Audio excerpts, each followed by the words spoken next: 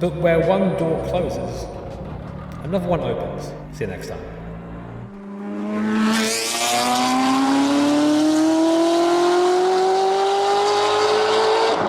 That's right, I bought a Ferrari! So let's just stop for a second, because this is a little bit ridiculous, right? I mean, I'm aware of that. Here I am, sitting in my Ferrari 360. Not so humble, it feels like, but let me tell you why. You've seen the other video by now. The Praga is now gone. The Praga, I couldn't keep that car anymore. It was really cool to have the opportunity to own it, and amazing to have that little bit of my personal history there, but at the same time, it was just, there was nothing I could do with it. The car was stored nowhere near me. Running it was incredibly expensive. I'm talking multiple times of what this will be. And there was nothing really I could race it in. So I just felt like I just had this little piece of this little memory that was just costing money to keep. So it had to go. This, however, is something different because first of all, it's a fucking Ferrari, all right? But also because it's like the basis for me of what could be a really, really cool project. So a couple of weeks ago, I went down to Nurburgring and hung out with Misha for a day and just thought to myself, how cool would it be to have like a proper car designed for the Nurburgring and, you know, chase maybe competitive BTG times, of course, on track days, not in public sessions, etc. And I thought, what would be a cool car for that? There are 50 million E36s, 50 million Honda Civic Type Rs, all the Porsches, to be honest, never really did anything for me. That no doubt they're very fast, but like it's been done. And I've always been someone who likes to take the road less travelled, do something different. Misha said to me just offhand as a joke, well, what about Ferrari? And I was like, what about a Ferrari? I went straight onto Auto Trader and I saw this and it was within budget. And I thought, wouldn't that be the best thing to take a car that usually sits under some sort of car cover somewhere, being left alone for years and years and years just to gain value, take a car that's made to go fast, made to go around corners quickly, and realise that, make it something that can follow that path as opposed to just sitting there doing nothing. There are some just insane details in this car. Of course, you've got Ferrari badges everywhere, which I haven't got to tell you is just, it's just cool as f***. It's just a bit ridiculous. Sorry, I'm still not quite over the ridiculousness of this car. Even the goddamn radio is Ferrari. But I'm not sure where the disc changer is. I think it's in the front somewhere, but it just seems to be Jamiroquai CDs. And then probably my favorite bit on this car is that this car, I think, was built in 2002, one of the later ones. And during that time, Ferrari were dominating in F1, and they chose to celebrate that by putting this badge on the car. How awesome does this look? Ferrari being good in F1, huh? That and the 360 Modena that's just pressed into the dash there, it feels much nicer than I have any right to be in. It's not perfect. Some of the leather on the dash is starting to contract a little bit, is that the right word? Anti-stretch. And I've had the check engine light pop up and then go away again. Ferrari, I guess. So the car isn't perfect, but all of those things are forgotten when you drive it. Anyway, let's turn this thing on.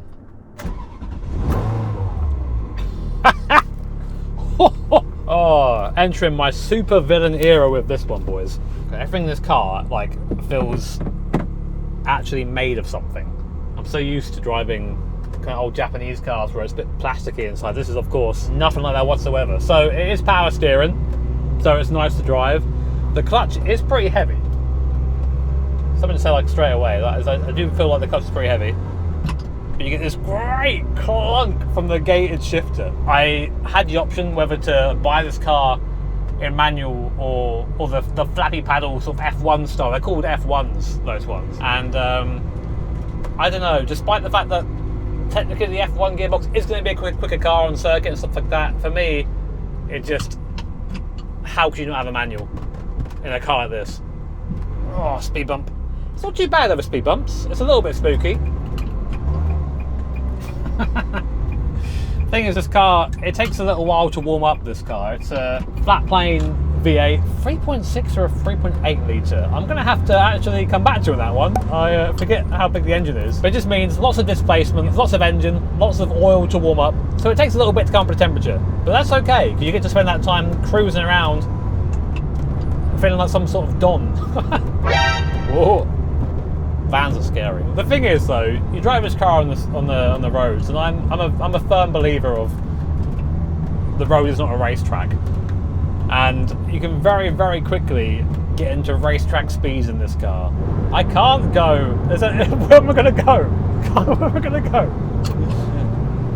So Annie's there. She's like, go on. What do you mean, go on? Like, into a roundabout and die. So yeah, those of you who know anything about me know that I'm just a huge enthusiast of anything from this age, pretty much. That period from like the end of the 80s to the start of the 2000s, that's my nostalgia bit. That's where I live. And this car sits firmly in that.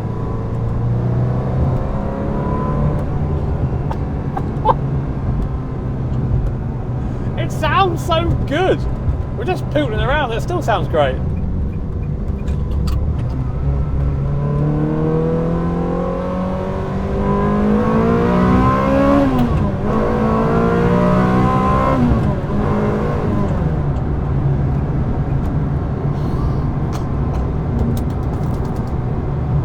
That wasn't a siren coming this way, was it? I saw a siren in the back. I think we're good. That scared the shit out of me. So let's talk about how much this car cost. I feel like in a lot of these videos, because I watched the Seen Through Glass series on his Ferrari 360. It informed a lot of the choices that I made when buying this car. And actually talking about the value of the car itself is not like taboo, but like people don't seem to do it. So this car was up in an advert for, I think it was initially £65,000, and then got lowered to 58, and I managed to pick it up for £56,000. With a big thank you to my friend Ben for coming along and negotiating that for me, which is a lot of money. But in terms of Ferrari money, it's a lot less than I thought one of these cars would be. Now I'll be honest and say, whilst I definitely lusted after this car as a kid, it wasn't the car of choice. The car of choice was a Ferrari 355, but after doing a lot of research on those, I decided to go for the 360. One of the main reasons is that if you want to change a timing belt on one of these engines, which you have to do every 3 years, or I think it's like 10,000 kilometers, something like that, you have to take the entire engine out in a Ferrari 355. In one of these, there's a little panel sort of back there that you can open up and just do the change there. So yeah, a lot of money saved there in just labour and maintenance costs. Now driving this car around normally, just pootling around town, etc., it feels pretty tame. Not much really happens in terms of noise or power or torque below 3,000 RPM, but suddenly you get to about 3.5 and the engine starts to wake up a little bit. Starts to make you hear that induction noise from the throttle bodies behind you.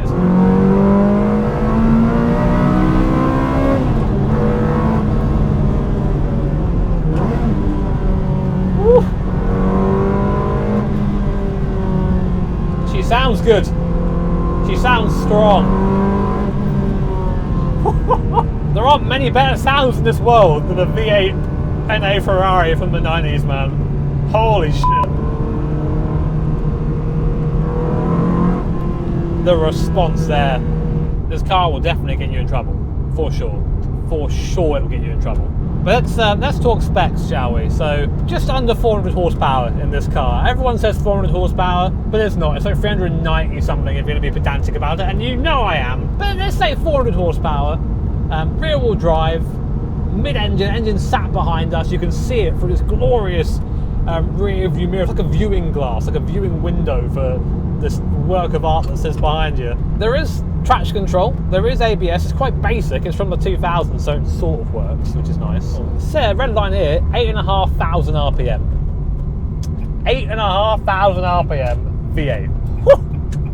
Beautiful. And not only that, you can basically do like an ECU flash and put the, I think it's like the Challenge Stradale or the Challenge race car software into the engine.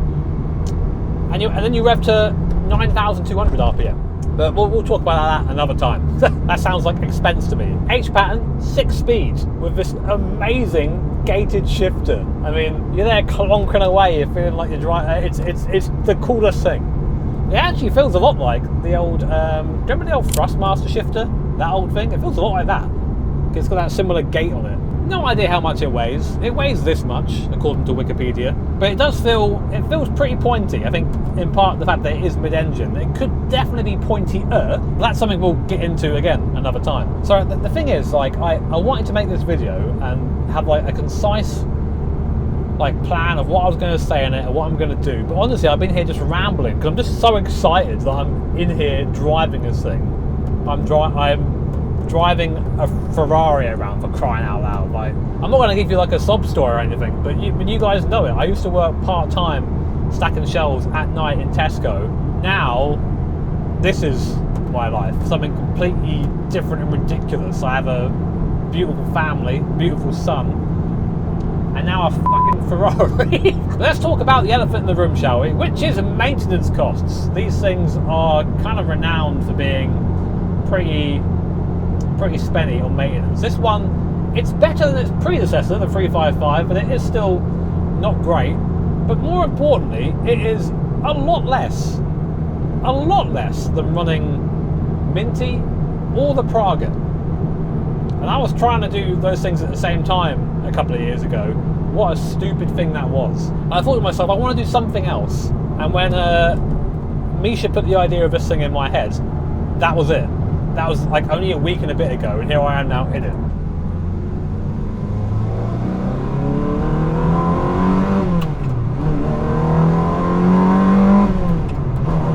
Oh. I'm still getting the hang of this shifter. You'll probably see like, you have to be really smooth with it. I'm so used to like modern synchro cars, where you're like, yeah, whack it in, it's fine. This one's a bit more sensitive, and it's taking me a little bit of time to get used to, so apologies for the ridiculous granny shifting. But you know what? Should have double clutched.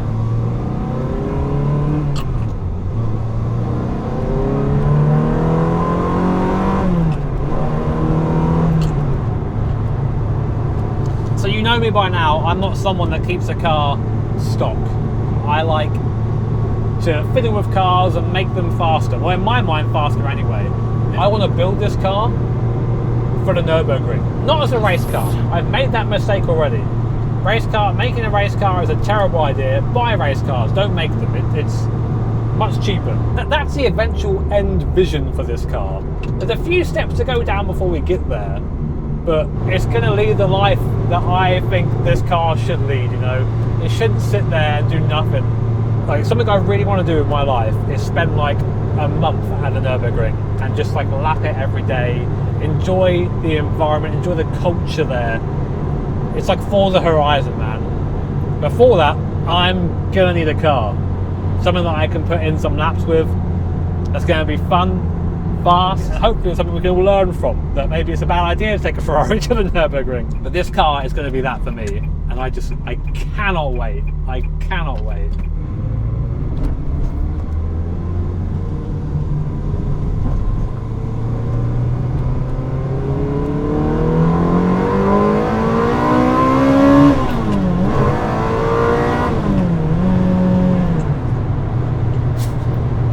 Dual carriageways are the best.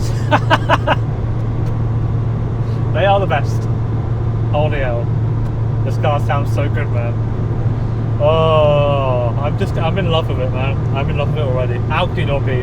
It's a Ferrari! So yeah, this is my Ferrari 360, the start of... It could be a very cool project or one that ruins me financially, but... I'm so excited for this project. I appreciate my channel has always been based in sim, but I've been really enjoying exploring this real life content and doing more with myself and pushing myself out of my own comfort zone. I'm just pumped up. How could I not be? So fortunate that I get to have a part in this car's history and hopefully make it into something more than it is now. It's already awesome, but maybe it could be a little bit more awesome. Also, I was thinking of calling it the Ring-Rari. That sounds pretty cringe though. So if you guys have any interesting suggestions for a name for this car, let me know down below in the comments. What about Ferengi? Like Ferengi, but like with, get some ears for it maybe? No? Any Star Trekkers in chat? My goal with these videos isn't to be like, haha, look what I've got. It's to be like, hey, let's experience this together. I'm doing this in the car park right now. I'm getting some weird looks. That's okay. I'm a weird guy. But anyway, take care. Have an awesome day. See you all next time.